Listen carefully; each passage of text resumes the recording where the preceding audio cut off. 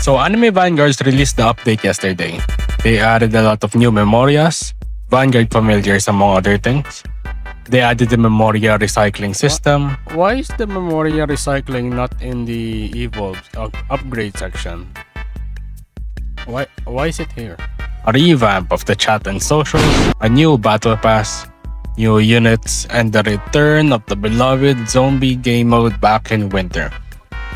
But of course, the main highlight of this update is the new Vanguard unit for this season's banner. And we are pulling for him today. Okay, so today we're going to pull for the new Summer Vanguard unit in Anime Vanguards. So this update got released yesterday. I grinded for the summer currency. Look, I have 13,900 PTI. I didn't get it yesterday. That's why I didn't get to upload. But here we go. 0.005. Let's go. Okay, I grinded a lot for this. I am hoping to at least get a pity. I don't know if it's just me or the server is lagging, but... Why is it loading so long? And we're back. So I hope we get a shiny. I was just thinking about it. Maybe all my luck yesterday goes into a shiny or a serialized today. Look, the server's not lagging anymore. This is great. I hope we don't get it. I hope we don't hit pity.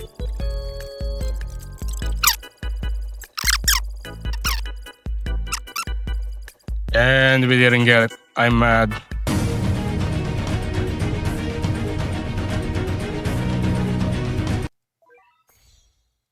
No way. Okay, I'm not even happy right now. Okay, this. We have 4,000 stat chips. There's a Z right there. Alright, we got a godly. C+! There we go. Let's roll the... let's roll the traits. We have a lot of rerolls in this update. We have 6,500. Okay, we didn't get the first one.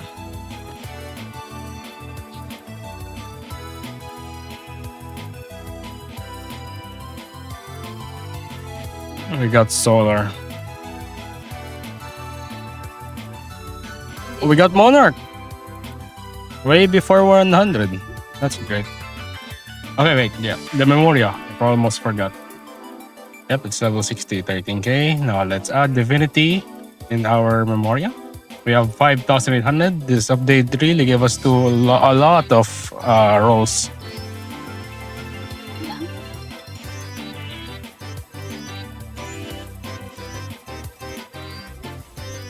We already got Divinity. Wait, is our... It's all... wait. Okay, but I guess let's use Chopper for now. For more damage and range. Okay, after much grinding and pulling, we finally got the new Vanguard. Okay, so this is the new Vanguard Gojo and Sukuna. On placement, they are like 951k. I think that's because of the passive. It's a full AoE on placement. And if we upgrade them to the final... Yeah, it's all full AoE. Now let's put them back. Wait, let's see the damages first. So this is the first upgrade. This is a placement first. Wait, okay, so this is first upgrade. Second upgrade. Third upgrade. Fourth upgrade. Fifth, 6th, 7th, 8th, 9th, and the final one deals 2.48 million, 7.9 SPA with 75.4 range. So from here we can choose either to... we can choose to click this, the Clash of the Strongest, but before that, let's read the passive first. So the first passive is Infinity, inflict 50% slow enemies in range, inflict repulse if able to, when an enemy enters within 20% of this unit's range. Attacks non-stop with random attacks. Every other attack deals 100% damage, more damage, and bypasses damage reduction. Deal 100% more damage to overshields. Stun bleeding enemies for 2 seconds. Next is Kitchen. Attacks inflict cleave and bleed for 80% of this unit's damage over 8 seconds. When an enemy enters or exits the unit's range, deal 1 instance of 100% damage to the enemy. This counts as an attack, 20-second cooldown per enemy. Okay, sure. Dismantle. When this unit attack, okay, this is a new like type of attack. So dismantle. When this unit attacks a bleeding enemy inflicted with cleave, inflict dismantle instead of cleave. Buff bleed damage by 100%, and enemies inflicted with dismantle cannot receive repeated instances of the same damage over time. Dismantle is okay. But this is so this is just basically much more better bleed damage. So you can inflict bleed and cleave and dismantle at the same time. I don't know. Next is adaptation. Adaptation ignores weather effects, so this is good for world lines. If this unit is affected by a status effect or status debuff, after 5 seconds it becomes immune to that type of application. Buff damage by 50% per immunity this unit has. Okay. Bleed bonuses. Buff range by 2% per bleeding enemy. Per bleeding enemy in range, or up to 40%. When a bleeding enemy dies in range, buff damage by 2% or not in range, up to 80% that. And when this unit applies a bleed to an enemy with dismantle, that bleed is guaranteed to crit.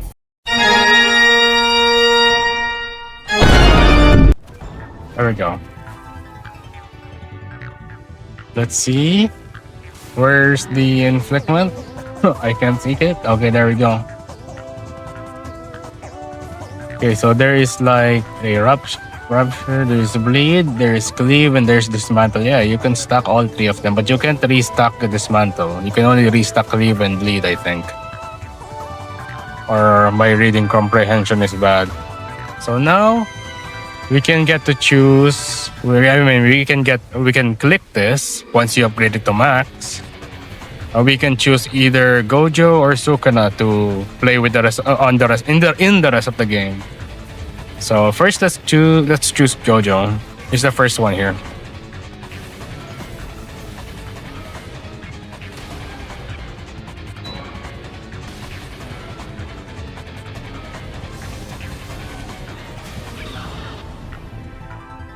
Now it's Gojo for the rest of the map.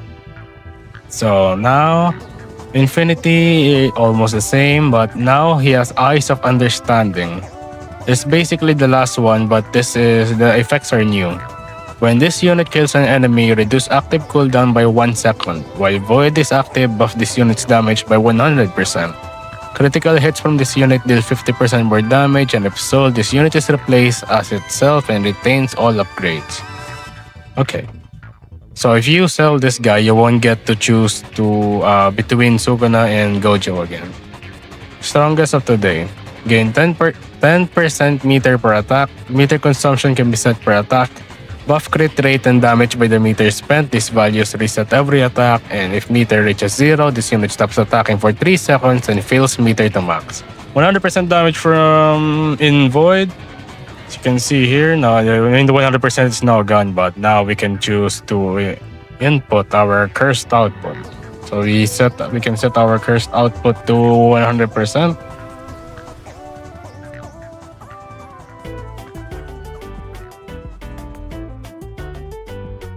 Alright, now he's gonna give it 100% output. Now it resets to 0. It deals like 12 million damage. And he resets it to 100%. Let's spawn another one. Then let's use Void. Now, the maximum my unit can deal is 18 million. And it one-shots the boss. That's crazy. Then let's use Sukuna's.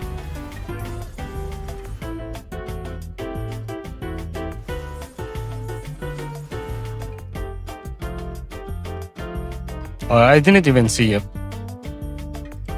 Okay, 5 million for for Sukuna's base. So let's spawn an enemy.